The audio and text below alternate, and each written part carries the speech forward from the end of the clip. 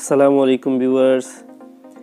স্ক্রিনে যাকে আপনারা দেখতে পাচ্ছেন আমার সঙ্গে, উনি মিস্টার রানা। উনি অ্যাকচুয়ালি দীর্ঘ 7 ঘন্টা জার্নি করে উনি আমার শপে এসেছেন একটি পোকো X3 Pro মোবাইল ফোনটি রিপেয়ার করতে। ভিন্ন একটি অভিজ্ঞতা, তাই আপনাদের সাথে শেয়ার করলাম। তো ফোনটি আমি খুলে নেব। ফোনটি ইতিপূর্বে কোনো কাজ করা হয়নি। প্রথমে ফোনটি ঝিরঝির করে স্ক্রিনে ঝিরঝির হয়ে অফ হয়ে যায়, এরপর ফোনটি আর অন হয়নি। এমতো অবস্থায় উনি ফোনটি রেখে দিয়ে 1 সপ্তাহের মতো ওয়েট করে, বা বেশ 2-3 দিন ওয়েট করার পর ফোনটি যখন রান হয় না, এরপর আমার সাথে যোগাযোগ করে। তখন আমি বলি ফোনটি কুরিয়ার করে পাঠাতে। তো উনি চুয়াডাঙ্গা জেলার আলমডাঙ্গা থেকে কুরিয়ার করে একটু পাঠানোর সমস্যা মনে করেন, যে কারণে নিজেই সশরীরে চলে আসেন। এই দীর্ঘ পথ পাড়ি দিয়ে আমাদের টাঙ্গাইল শহরে আসার পর দুর্ভাগ্যবশত আমাদের শহরের গোটা শহরেই সকাল 7টা থেকে বিকেল 4টা পর্যন্ত বিদ্যুৎ না থাকার একটি ঘোষণা চলে আসে। এই বিষয়টি ওনাকে জানানোর পূর্বেই উনি রওনা হয়ে যান, যে কারণে ওনাকে দীর্ঘ সময় আমার সঙ্গে সময় কাটাতে হয়েছে। বেশ ভালো মানুষ, অনেক সুন্দর মনের একটি মানুষ। ওনার সঙ্গে অনেক কথাবার্তা হলো। তো এক পর্যায়ে যখন বিদ্যুৎটি চলে আসলো, তখন আমি কাজটি হাতে নিলাম। তো আমি নিয়ম অনুযায়ী যেভাবে কাজ করে থাকি সেভাবেই কাজটি করব। যদিও সারাদিন বিদ্যুৎ অফ থাকার পরে, বিদ্যুৎ আসার পরে আমার কাজের একটি চাপ তৈরি হয়, এবং কি আজকে আমি একটু ওনার জন্য এক্সট্রা করে সময় রেখে দিয়েছিলাম। আর এই কাজগুলো আমি বেশিরভাগ সময় রাতে করা পছন্দ করি, কারণ অতিরিক্ত ঝামেলা থাকা অবস্থায় কাজগুলো করা একটু ঝুঁকিপূর্ণ। যা হোক, অবশেষে আমি ফোনটির কাজ শুরু করেছি। আমার ফোনটি ডেড কন্ডিশন থেকে রিপেয়ার হয় কিনা এটি দেখার বিষয়, কারণ যে ভাইটি এত কষ্ট করে এত দূর আসলো, সেই ফোনটি যদি আমি রিপেয়ার করতে না পারি, এটি অনেক দুর্ভাগ্য বলবো। সেজন্য আমি আমার সর্বোচ্চ চেষ্টা দিয়ে আমি ট্রাই করব রিপেয়ার করার। আর আজকে বিদ্যুৎ আসার পরে আমি লক্ষ্য করতে পারছি যে ভোল্টেজটি অনেক লো হয়ে গেছে। যেখানে 230 থেকে 40-এর মধ্যে ভোল্টেজ থাকে আমার এখানে, সেখানে 30 ভোল্ট কম আসছে। আর ইলেকট্রিসিটি ভোল্টেজ কম থাকার কারণে আমার যে সোল্ডারিং আয়রন থেকে শুরু করে হট এয়ার গান থেকে শুরু করে সব কিছুর টেম্পারেচার একটু এদিক সেদিক হয়ে যায়। সে কারণে একটু ঝুঁকিপূর্ণ মনে হচ্ছে। তারপরে আমি কাজটি করার চেষ্টা করছি সুন্দরভাবে। তো প্রথমে আমি এই পোকো X3 Pro ফোনটির র্যামটি খুলে নেব, যেভাবে আমি ইতিপূর্বে কাজগুলো করেছি।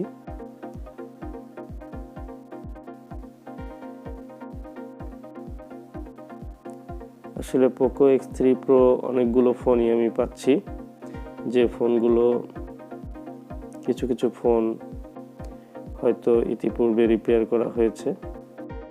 আলহামদুলিল্লাহ, সেখান থেকে আমি বেশ কিছু ফোন রিপেয়ার করেছি।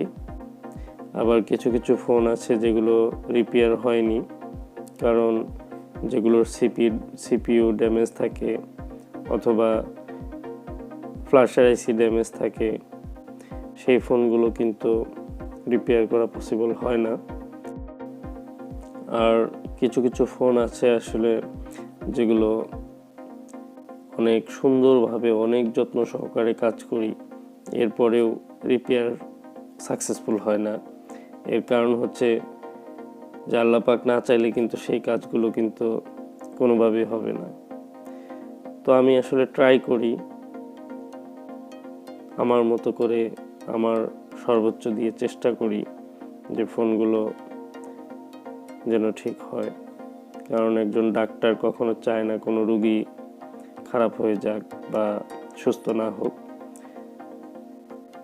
আমি আমার জায়গা থেকে চেষ্টা করে যাচ্ছি, আশা করি এবারের মতো এই ফোনটিও ঠিক হয়ে যাবে। কারণ উনি দীর্ঘ পথ পাড়ি দিয়ে অনেক আশা নিয়ে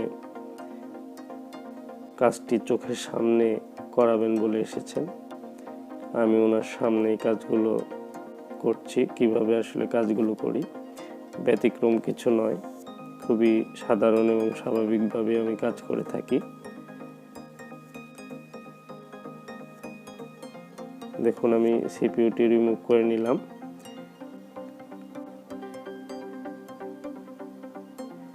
আসলে কাজগুলো একটু করতে সময় লাগে, যদিও ভিডিওতে অনেক শর্ট করে আপনাদের সামনে উপস্থাপন করা হয় বা কিছু কিছু অংশ স্কিপ করে দিয়ে ভিডিওতে শো করা হয়, কারণ পরিপূর্ণ কাজটি করতে একটু লম্বা সময় লাগে, যেটা ভিডিওতে দেওয়া সম্ভব নয়। তো আপনারা যারা এই পোকো X3 Pro প্রবলেমগুলো নিয়ে সমস্যায় আছেন তাদেরকে বলবো আপনারা ভালো কোনো টেকনিশিয়ানের শরণাপন্ন হন। যদি আপনার প্রবলেমটি সিপিইউ রিলেটেড হয়, তাহলে সিপিইউ যদি ড্যামেজ না হয়ে থাকে তাহলে আপনার ফোনটি কিন্তু প্রবলেম সলভ হওয়ার সম্ভাবনা আছে। বেশ ভালোভাবেই আমি দেখেছি যে ফোনগুলো কোয়ালকম মোডে চলে আসে, যদি কোনো সফটওয়্যার ক্র্যাশ না করে তাহলে সেই ফোনগুলো সিপিইউ রিভলভ করেই প্রবলেম সলভ করা সম্ভব হয়। এবং যে ফোনগুলো এলসিডি প্লাগ হয়ে অথবা হ্যাং হয়ে বন্ধ হয়ে যায়, সেই ফোনগুলো খুব সুন্দরভাবে নিখুঁতভাবে যদি সিপিইউটি রিভলভ করা যায় তাহলে সেটি প্রবলেমটি সলভ হয়ে যায়। এবং যে ফোনগুলো রিডিং 15 থেকে 18 এর মধ্যে এসে থেমে থাকে, সেটটি অন হয় না, সেই ফোনগুলোও কিন্তু এই সিপিইউ রিভলভ করেই আমি প্রবলেমগুলো সলভ করে থাকি। তো আমি কারণগুলো এই কারণেই বললাম, অনেক সময় এই প্রবলেমগুলো ফাইন্ড আউট করতে অনেক টেকনিশিয়ান ভাই ভুল করে থাকেন। যেমন আজকেও একটি ফোন আমি দেখেছি, যে ফোনটি ঢাকার মোতালেব প্লাজার একটি নামি দামি শপে দেখানো হয়েছে, কিন্তু ফোনটি ভুল ডায়াগনোসিসের কারণে সমস্যা যেখানে সেখানে কাজ না করে অন্য জায়গাগুলোতে কাজ করা হয়েছে। যদিও ফোনটি ইতিপূর্বে চট্টগ্রামেও দেখানো হয়েছিল, সেখানেও কাজটি করাতে পারে, আমি এ ব্যাপারে নিশ্চিত না। কিন্তু আমার কথা হলো, একটি ফোনের যদি ডায়াগনোসিস ভুল হয়, আপনি কিভাবে প্রবলেমটি সলিউশন করবেন? আপনি যদি সেটি না ধরতে পারেন তাহলে কিন্তু ভুল ট্রিটমেন্ট হয়ে গেলে যতটুকু আপনি কাজ করলেন সেই কাজে যদি কোনো ভুল থেকে যায়, পরবর্তীতে ফোনটি রানিং কন্ডিশনে আসার পরে অনেক প্রবলেম থাকতে পারে। তো যা হোক, মূলত আমার কথার উদ্দেশ্য হলো এটাই, যে আপনার যে আইসিতে প্রবলেম সেই আইসিতে যদি সরাসরি কাজ করা হয় তাহলে ফোনটি অন্য অংশগুলো খুবই ভালো থাকে, সেখানে কোনো সাইড এফেক্ট হয় না। তো আপনার সঠিক ট্রিটমেন্টটি সঠিক জায়গায় পড়লে ফোনটি পুনরায় আগের মতো রিপেয়ার হয়ে যাবে। তো আমি পিসিবি বোর্ডটি ক্লিন করে নিয়েছি, এবার সিপিইউটি ক্লিন করে নেব। আমরা জানি এই সিপিইউটি অনেক স্লিম হয়, এই সিপিইউগুলো অনেক যত্ন সহকারে কাজ করতে হয়। ইতিপূর্বে আমি অনেকগুলো কাজ করেছি। তবে যারা নতুন সিপিইউর কাজ করছেন বা নতুন করে রিভলভ করার চেষ্টা করছেন, তারা অনেক সময়ই আইসিগুলো হয়তো খারাপ হয়ে যাওয়ার ঝুঁকি থাকে তাদের হাতে, যে কারণে তাদেরকে বলবো একটু সতর্কতার সাথে কাজগুলো করবেন যেন সমস্যা না হয়।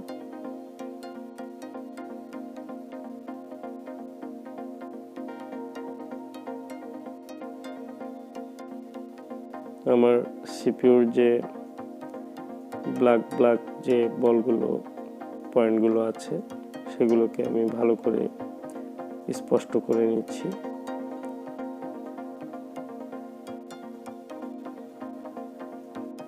প্রত্যেকটি বল যেন ঠিকভাবে রিভলিং হয়ে যায়।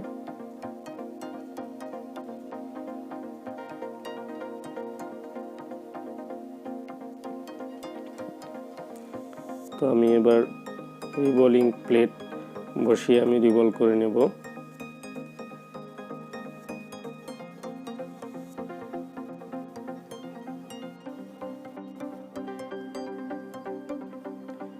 আমার এই ইউটিউব চ্যানেল এবং ফেসবুক পেজে আমি আমার কাজের অভিজ্ঞতাগুলো সবসময় শেয়ার করে থাকি।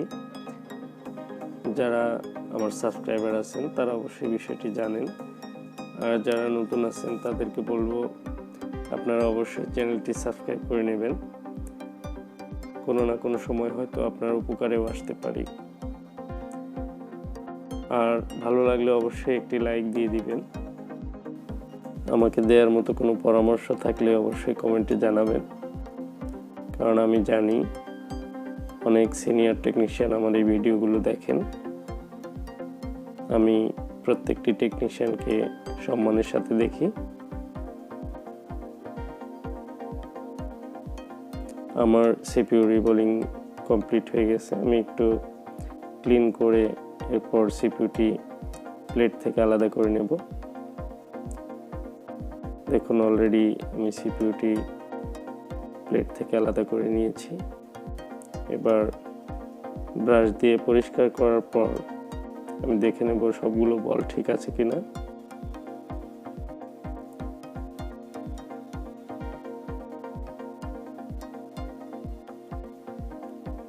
আমি চেষ্টা করব আমার এই কাজটি যেন দ্বিতীয়বার না করতে হয়, কারণ সারাদিন বিদ্যুৎ না থাকার কারণে খুবই সময়ের স্বল্পতা। যে ভাইটি চুয়াডাঙ্গা থেকে এসেছে উনি আবার চলে যাবে, প্রায় 7 ঘন্টা সময় জার্নি করে এসেছে, ওনাকে আবার ফিরে যেতে হবে। যে কারণে আমি চেষ্টা করছি খুব দ্রুত কাজটি যেন সম্পন্ন হয় এবং কাজটি যেন এক চান্সেই কমপ্লিট হয়ে যায়। কারণ ডাবল ডেকার সিপিইউর কাজগুলো অনেক সময় যদি দ্বিতীয়বার খুলে রিভলভ করতে হয় সেক্ষেত্রে সময় অনেক বেশি লেগে যায়। আপনারা যারা কাজগুলো করেন তারা অবশ্যই জানেন। তো আমি সিপিইউটি পিসিবি বোর্ড লাগিয়ে নিব।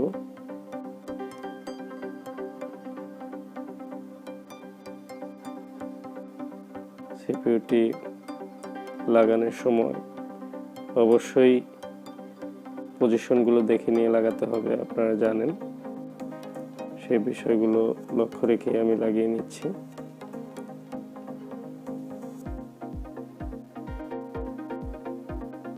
তো আমার সিপিইউ লাগানো কমপ্লিট। এবার আমি র্যামটি বসিয়ে নিচ্ছি।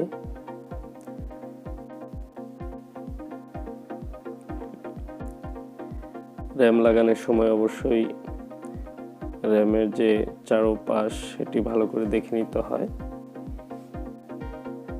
আমি সময় বেশি অতিবাহিত করছি না,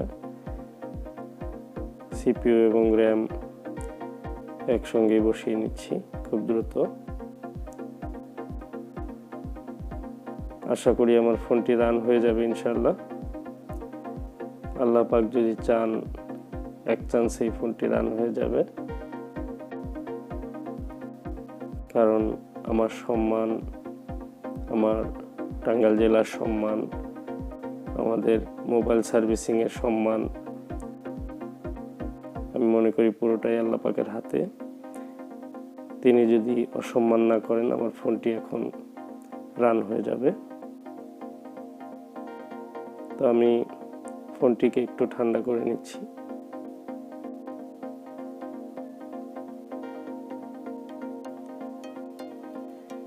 আমি জাস্ট ডিসপ্লে প্যানেলে লাগিয়ে চেক করে নেব, তার পূর্বে পরিষ্কার করে নিলাম।